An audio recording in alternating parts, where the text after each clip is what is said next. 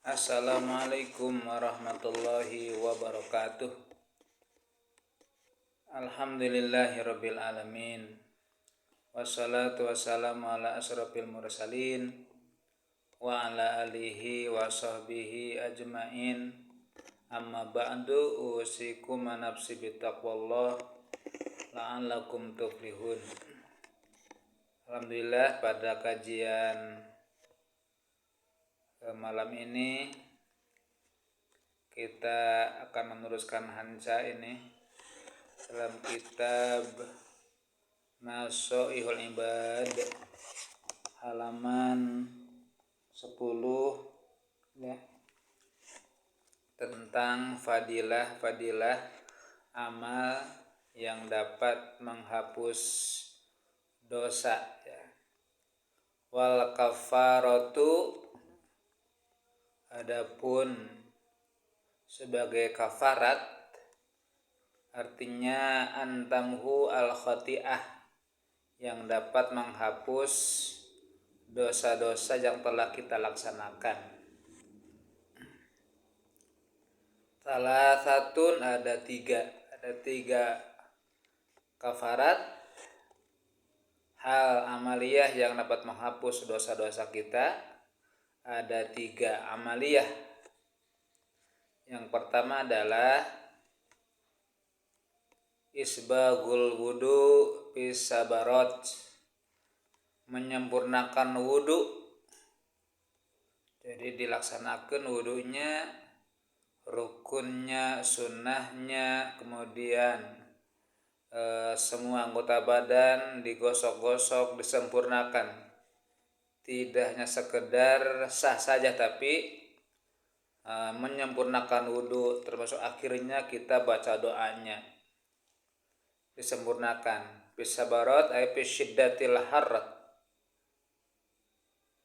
bisyiddatil barad, artinya meskipun kita sedang dingin, di tempat yang sangat dingin, di puncak, di Ciloto ataupun di Rengganis, meskipun dingin kita senantiasa berwudu ya. Bahkan dawamul wudu, senantiasa punya wudu, begitu batal wudu lagi. Itu merupakan amaliyah yang dapat menghapus dosa-dosa kita yang telah laksanakan ya. Mengapa? Menyempurnakan isbagul wudu bisabarat ay bisyiddatil barad, meskipun sedang dingin ya. Di sini dawamul wudu artinya melanggengkan wudu, punya wudu selamanya, begitu batal wudu, masya Allah ya, akan dipelihara oleh Allah diri kita kalau kita senantiasa menyempurnakan wudu dan punya wudu. Kemudian yang kedua adalah iktharul aqdam ilal masjid. Iktharul aqdam ilal masjid, memperbanyak langkah ke masjid ya. Jadi makin jauh rumah dari masjid berarti makin banyak langkahnya. Setiap langkah menjadi kafarat, menjadi penghapus dosa ya. Bahkan dianjurkan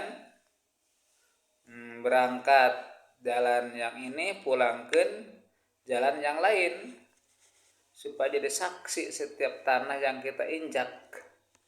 Masya Allah ya. Yang jauh mah sudah otomatis langkahnya banyak. Kemudian yang dekat rumah ya usahakan muter jalannya. Misalkan kalau berangkat ke kanan, ke arah kanan, pulangkan ke kiri, supaya lebih banyak langkahnya dan banyak saksi tanah yang kita injak. Jadi iktharul aqdam ila masjid lil jamaah, memperbanyak langkah kaki kita menuju masjid untuk berjamaah ya. Jadi alangkah bahagianya orang yang jauh rumahnya ke masjid banyak langkah ya. Yang dekat mah langkahnya sedikit, jadi pahalanya sedikit ya. Bagaimana ini kalau keburu komat? Nah, ke sini. Yang ketiga, intidharus shalah ba'da shalah Jadi menunggu sholat setelah sholat. Nah, oleh karenanya kepada muadzin sepakati ya, dikasih waktu untuk iqomat teh setelah kita qobliyah, menunggu adzan itu termasuk kategori intidharus shalah, menunggu sholat setelah sholat qobliyah. Banyak, oleh karenanya jangan langsung qomat. Di masjid-masjid ada jeda ya, mungkin 15 menit. Untuk apa? Pertama kita meraih pahala intidharus shalah ba'da sholat, menunggu qomat sholat setelah qobliyah. Apalagi misalkan kita rutin di sini ya, di masjid setiap subuh sampai isyraq, masya Allah ya. Berapa jam itu kita kaji Quran, tadarus, wiridan ya, ataupun dari maghrib sampai isya, menunggu sholat setelah maghrib. Jadi intinya adalah intidharus shalah ba'da sholat, menunggu sholat setelah sholat. Oleh karenanya usahakan setiap masjid ada jeda waktu untuk iqomat. Pertama untuk meraih pahala, lebih lama lagi menunggu sholat iqomat, kemudian memberikan kesempatan kepada mereka yang rumahnya jauh dari masjid kan untuk berwudu kan, bila perlu mandi dulu mendengar adzan teh, kemudian melangkahkan kaki yang jauh rumahnya ya cukuplah 15 menit ya. Jadi memberikan kesempatan kepada orang yang jauh dari masjid, cukuplah 15 menit ya. Yang datangnya awal ke masjid sebelum adzan itu baik sekali, jadi pahala besar itikaf, tahiyatul masjid, qobliyah, wiridan, menunggu qomat, masya Allah pahalanya besar sekali ya. Nah, yang jauh dari masjid memberikan kesempatan untuk mandi, untuk berwudu, berpakaian, melangkahkan jauh ke masjid. Ada kita menunggu. Oleh karenanya kami harapkan setiap masjid jangan buru-buru qomat ya. Akhirnya rumah teh kan yang jauh, yang di pasar, yang di mana. Kalau ada waktu 15 menit, insya Allah kita akan tertib ya, Jadi pahalanya besar.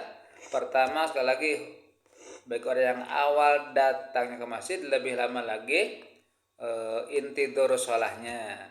Kemudian kesempatan kepada orang lain yang jauh dari masjid untuk segera datang, jangan sampai begitu adzan kita ke masjid langsung qomat, nggak ada qobliyahnya keburu qomat ya. Nah, itulah ya, ada ulang lagi, ada 3 amaliyah. Yang pertama adalah isbagul wudu, menyempurnakan wudu yang tertib, doanya digosok-gosok dan seterusnya ya. Kemudian iktsarul ikdam,